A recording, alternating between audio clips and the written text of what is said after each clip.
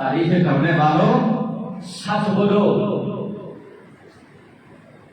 Cover के अंदर इमरान खान, नवाज शरीफ, जरदारी या किसी जनरल ने नहीं आना।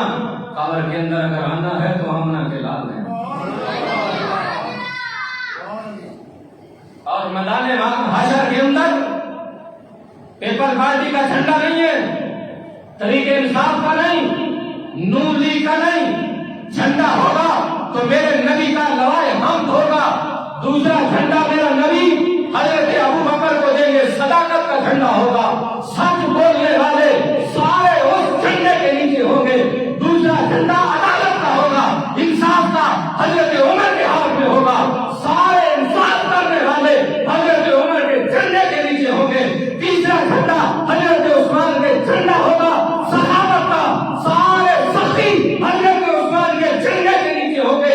चौथा झंडा शुजाअत का होगा, के हाथ में होगा। सारे इस्लाम के लिए बहादुरी दिखाने वाले हजरत अली के झंडे के नीचे होंगे।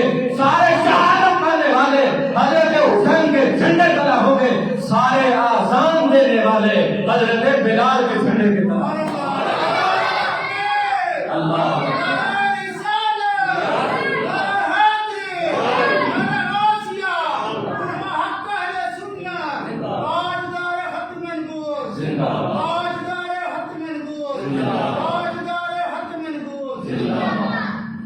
तो झंडे को तलाश ना करो, वो तुम्हारी दुनियावी पार्टियां हैं जिसके साथ मर्जी बबसवली रखो। लेकिन जब मामला दीन और आखिरत का आए ना तो फिर झंडे ये ही